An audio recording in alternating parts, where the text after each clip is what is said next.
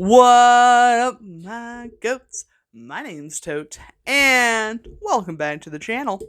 Today we are going to be talking about One Night Ultimate Werewolf. Yeah, this is a awesome minigame. I highly recommend the purchase. It is 100% worth it. If you're not familiar with minigames, what that means is you can play this game within 15 minutes in its entirety, start to finish. With that being said, it does take about 4 rounds for you to totally get it. So once you play it that third time, you're gonna go, oh, okay, all right. Deal the cards. I'm gonna get this. I got this. So without further ado, guys, I've already talked about the cards a little bit. So backside has werewolf on the prowl, and the front side has different characters on it, which we'll get into here in a second. And then you also have these little pogs that has different characters all over those. And then there's a third version that's whichever one you want to do. A script does come with the game itself. And then you also can download an app where instead of having someone in your group read off the script and not actually get to participate in the game, the app will actually read it off for you and makes it kind of easy to play the game. So it's actually really cool to do it that way, and I'd highly recommend playing it that way. If you notice, there are several of these cards. You can actually play with as many people as you want. I recommend having at least 3 or 4 to play the game, but you're going to play with 3 cards more than the number of players that you have, if that makes sense. So, how this game works is it's set up in 3 phases. First, you draw a card. You look at this card and you determine what your duties are. We'll get to the roles and that here in a second, but mainly you just want to memorize what this card is, because if you forget it, you're going to be real lost, all right? And most importantly, as you look at the card, you want to keep that, just stoic face. Don't give it away, because that's the whole point of the game, is keeping it a secret what you are, so that you can figure out who the werewolf is, potentially, or be the werewolf and do werewolfy things. So, that's step 1. Now, when you set up this game, you're going to take those 3 cards that aren't attached to an actual player, and you're going to set them out in the center of the table, so that everybody can kind of get to them easily. Once you look at your card and figure out who you are, you're going to lay your card face down near those 3, but so that you can tell whose card's whose. So in like a star pattern around it, depending on how many people, all snowflakes are unique. So then the night phase begins. What that means, that's phase 2. The night phase is when everyone closes their eyes, no peeking, because as with all games, if you cheat, it ruins it, okay?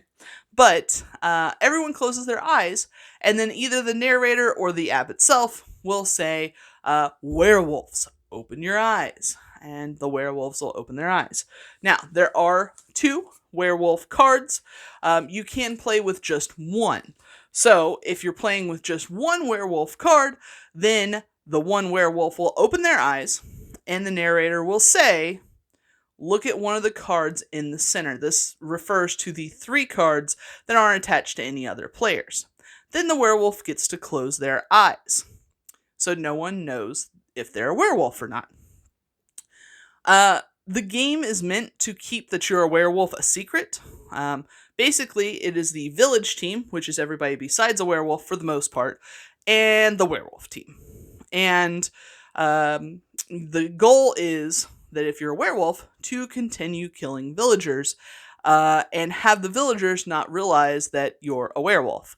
And if you're on the village team, obviously the goal is to figure out who the werewolves are and kill them. Okay? If there are 2 werewolves in the game, then the werewolves look at each other, don't say anything, close their eyes, don't look at any cards, and go on about their business. Other cards that have multiples would be the villagers themselves. Villagers don't actually do anything. They're kind of just a placeholder, and allow you to have more players without a player actually having a duty, so that it's complicating things. We also have the Mason card. Now, Masons also kind of are like villagers. The only difference is they open their eyes, they look to see who the other Mason is, and then they close their eyes. So the only thing that they do is know that there is one other Mason, and they look and see who that is. And you always play with both of the Masons, but you can play with one villager, two villagers, or three, and with werewolves you can play with either one or two. Now, on to the rest of the pack, because these are all different. First off, you've got the Tanner. Now, the Tanner, he's kind of a sad guy. He really doesn't like his life, and so his goal is, as soon as he sees that the villagers are hunting down someone, his goal is to make the villagers think that it is he who is the werewolf, and so that they pick him, and he doesn't make it, if you catch my drift. So, next up is the Doppelganger. This card is kind of weird, in the sense that the role that the Doppelganger plays is they close their eyes, they're called upon, they look at a different card on the table, no matter, it's just any card that someone is playing, and then they pretend to be that player. So they can literally take on any role, they can join any team, werewolf or villager, so it's kind of can complicate things. Then you have the Minion. The Minion, for some reason, really is into werewolves, you know? Kind of a Bella situation, and he decides that, you know, above all else, he does not want the werewolves to bite the bullet. And so he tries to, you know, Secret Service this and jump in front of the bullet himself. So if the only player that dies is the Minion, the werewolves actually win. Kind of similar to the Tanner, except with the Tanner, if the Tanner dies, then the Tanner wins, and no one else wins. Then you have the Town Drunk. Now this guy, he's pretty goofy. He looks at this card at the very beginning of the play, and then at the very end of the play, he switches his card out blindly with a card that's in the center, and he has no clue what he is, what happened during the night, all of that good stuff. This is the Insomniac, and she is the only player who will know what she is at the end of the gameplay. The reason for this being, obviously, she knows what she is at the beginning, and then she goes very last, and she looks at her card again. Now, all of the things that could possibly happen throughout the night have already happened by the time she looks at her card, which means if her card somehow got switched with a different card, then she knows who she is now. We've also got the Town Hunter. If someone picks him for some reason, then whoever picks him also dies. So, it's kind of a weird one. I suppose he shoots them as he's being picked. Well, okay. Then you've got the Town Robber. This guy's pretty cool. He is going to steal someone else's card and replace it with his own. You've got the Seer. This player will be looking at one of the cards, one other player's card, or two of the cards in the center. So it's your choice what you do. And then you have the Troublemaker. She is going to be switching two other players' cards.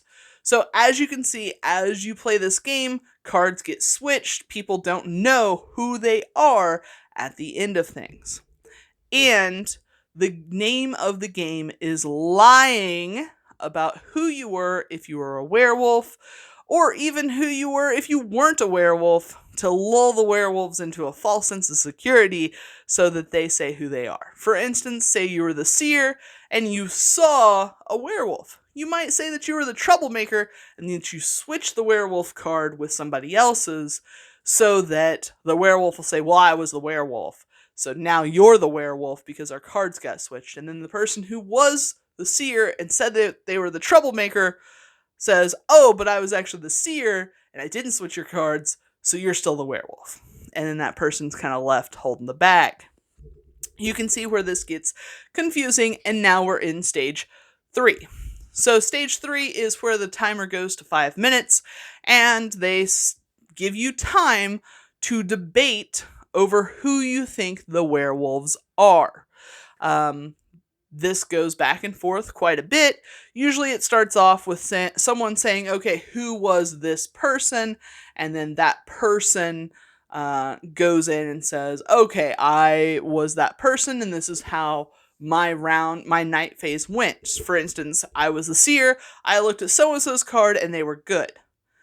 Now, as you can see, if you are 2 werewolves, and someone says, okay, who is the seer? And then no one says anything, then as a werewolf, you can assume that the 3 cards in the middle, one of those is the seer. So then as the seer, you can say, as a werewolf, you can say, oh, I was a seer, and I saw, points to the other werewolf, and they were the town drunk, or whatever you want to throw out on the limb. So, recommendations for leveling up this board game. First of all, this game, awesome, and does not need to be leveled up whatsoever. But if you do, the one person in this game that I think is a little bit hanky is the hunter.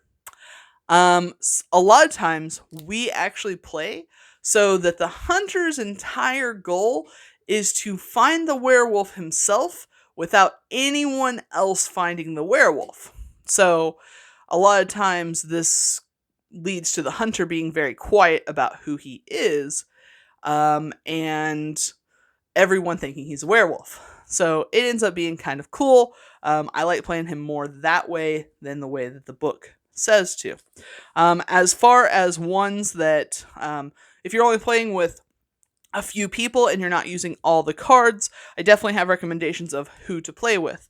2 werewolves or 1 werewolf, doesn't really matter. Both scenarios are a lot of fun. But from that, I would recommend Troublemaker, Seer, and Robber right off the bat. Those are always fun ones to have in the game. The Insomniac and the Town Drunk are definitely ones that spice things up, because you get to have one person's like, I don't know what I am anymore, man. And then you have an Insomniac who potentially, they look at their card and they're a werewolf now at the end of the night, and they're like, because they thought they were safe all the way up until right before everyone gets to debate who they were. Past that, I feel like the Tanner and the Minion both are kind of fun to play because they're kind of rebels without a cause. You know, they're just playing their own game. Obviously, the Hunter is one that can spice things up a bit. The Masons tend to have this, like, we know who we are, that gives the opportunity for, if you have a group of Masons and a group of werewolves, there to be this, like, okay, we know there's 2 groups, but which one's the right group to pick to kill? And then you also have the Doppelganger. Now, I don't like playing with a Doppelganger. The reason is because it just copies one of the other cards. So it can end up being kind of, you could end up with 3 werewolves. You could end up with 2 minions. It can get very, very hairy, but if you're playing with all of the deck, you can definitely add the Doppelganger in and see how things go. Now, last thing that I ever add in is the villagers. I hate it, but they don't do anything for the game. They're just kind of placeholders, and as soon as you have a villager in there with a werewolf, then, especially if you have 2 villagers in there, then immediately the werewolves are like, yep, I was a villager. I didn't do anything. And we're done. Things to keep in mind with this game: the quieter you are, the better. There's definitely that moment where you can hear the cards landing on the desk if you can't actually hear that. So try to be quiet with setting your stuff down. We like to, as the game is going and someone is doing something, we go on the desk so that everybody is hearing a whole bunch of different noises and no one's doing that. If you have a squeaky chair, and it won't squeak now, that can be a dead giveaway, so prepare for that. If it's hard for somebody to reach the center of the table, maybe fix that in some way so that everybody has an equal chance and there aren't these extra features that's giving their character away. So, yeah, that's how you play One Night Ultimate Werewolf. Hope you guys enjoy the game. Like I said, 100%, I feel like it's worth the purchase. It's one of my favorite mini games. Leave a comment down below and let me know what you thought of the game. Let me know if there's any ways you guys play it differently. And until next time, guys, catch you on the flip side.